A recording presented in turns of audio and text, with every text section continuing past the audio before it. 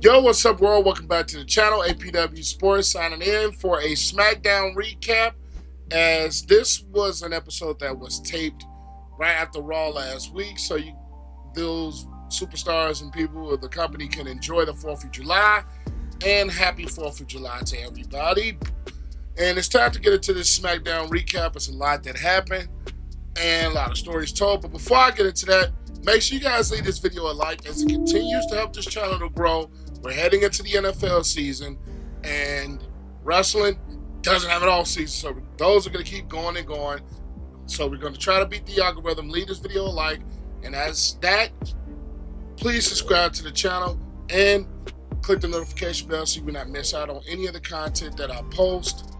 But let's get right into SmackDown as the show starts hot, as we see Solo and his crew outside, getting into the arena and wants to celebrate, only for Jacon Fatu to come in and attack Solo and his crew, beating out Solo in the car, throwing Tonga, JC Mateo, and that was a fast way to kick off the show after the United Champions, where Solo and his crew basically screwed Jacon Fatu out of the United States title.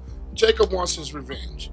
Then we start off after that with Cody Rhodes cutting a promo on his King of the Ring victory, of how this entails past legends and where he's going, where he wants to face Cena at SummerSlam.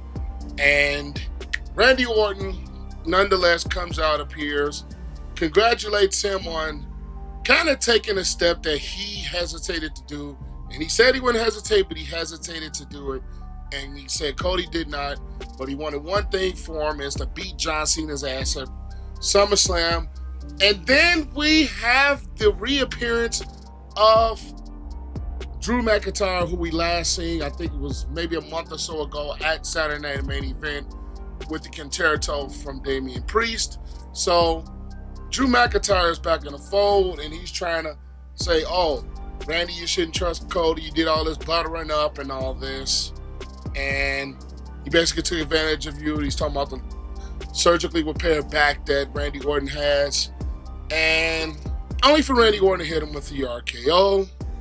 And then afterwards, it was announced that Randy Orton and Drew McIntyre will have a one-on-one match on next weekend, Saturday night's main event. So I'm actually looking forward to that match, but that will be in another preview of that entire weekend, along with the Evolution as well. I'm not going to skip out on Evolution.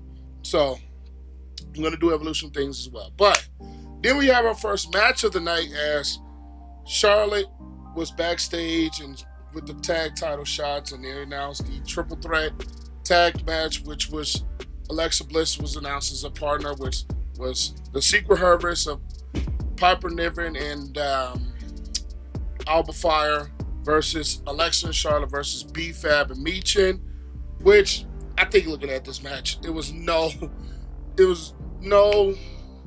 surprise that Charlotte and Alexa ended up picking up the win. And it was a solid match. The result was kind of predictable.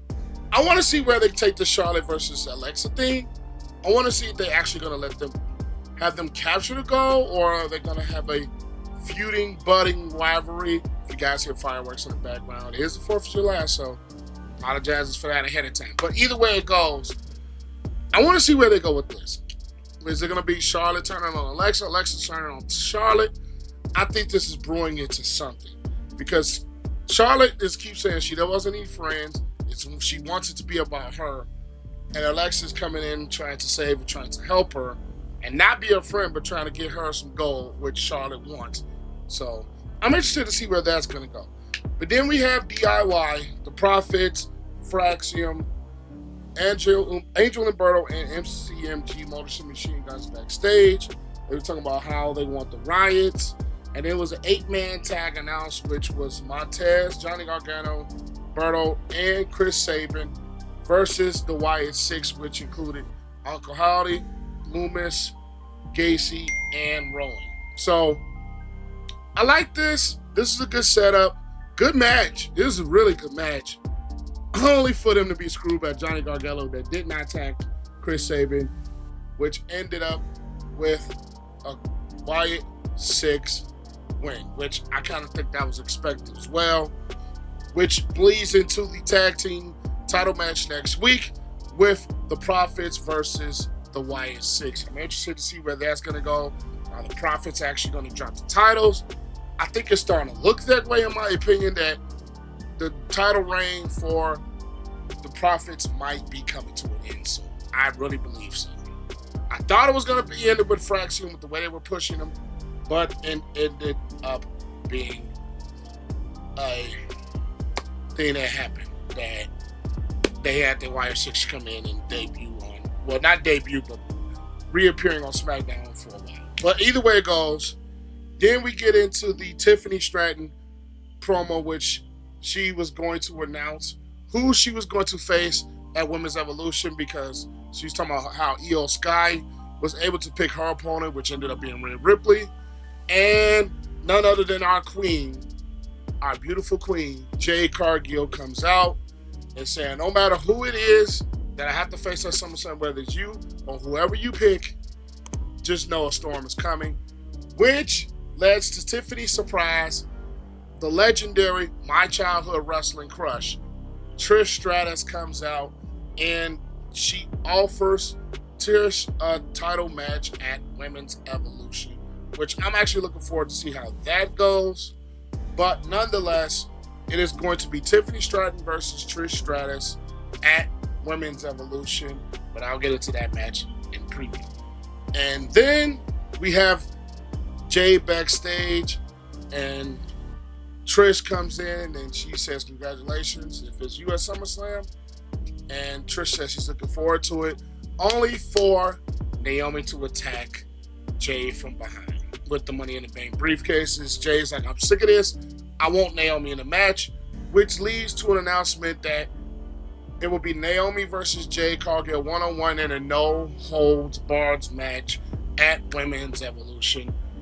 I'm hoping that match kind of elevated from what we see with versus those two at WrestleMania, which I ain't gonna lie, I like both of these women, but it wasn't that great of a match. I hope this one kind of upstages the WrestleMania match. But then we had the match that was announced earlier with the tag teams, which they would announce Andrade and Rey Fenix would take on Fraxium, and this was an awesome match. I've always said SmackDown's tag team division is far and above Raw, and I always still say Fraxium should have debuted on Raw. Fraxium should have been on Raw. But either way, this was an excellent match, back and forth. You had Spanish Flies, you had the Phoenix Splash by Nathan Frazier. This was a hell of a good tag team match. And it ended up being Andrade and Rey Fenix for the win that ended Fraxium's main roster undefeated tag team match streak. Which I'm actually not, I'm glad to see that. And they're giving Rey Fenix and Andrade a bit of a push, which I think it kind of gives Rey Fenix an elevation. It gives Andrade an elevation because both of those men can really go in the ring. And I enjoy watching both of them in the ring. And it gives them, and they get the chemistry. So I really like the fact that they're giving Andrade and they're giving Rey Fenix a push. I really like this, and I'm really starting to enjoy this. And then you have Priest and Aleister Black backstage, and they was talking about our truth is not over with. That Aleister Black seems to think it's over with, but it's not over with. Aleister Black is talking about Damien Priest, I know you're the good guy, which leads to Priest saying that you have a match against our truth next week on SmackDown. And I'm looking forward to that. And then we get to the main event, which was Jimmy Uso and Jacob versus JC Mateo and Solo Sikoa, which ended up being a good match. Jacob is looking for some revenge. Jimmy is still out to get payback on Solo for the things he did with his version of the Bloodline. And this was a solid match. I'm still not particularly sold on JC Mateo, if we're going to be 100% honest. Not particularly sold, but it was a solid match with Jimmy and Jacob getting the win, and the inevitable happened. Tonga Loa and the newly introduced Tala Tonga ended up interfering at the end, and attacking Jimmy and Jacob post-match. And it ended up being a triple powerbomb from Jacob through the announce table to close the show. So I'm glad that, number one, I'm glad SmackDown is back to 2 hours, because when we really think about it, it's been a damn chore to watch SmackDown as of the last, I want to say, few months. Because that last hour has always felt like a chore. So I'm glad SmackDown is back to 2 hours. I'm glad SmackDown is back to 2 hours, because it gives them narrow room, of course, to do things, but you got to really make sure you produce a great show, because SmackDown has been lackluster because of the extra hour. So I'm glad SmackDown is back to 2 hours. Over this, overall, I wouldn't say they're expecting this to be a high-end type of a show because of them being a pre-taped episode of it. So I would probably get this about a 6.5 out of 10.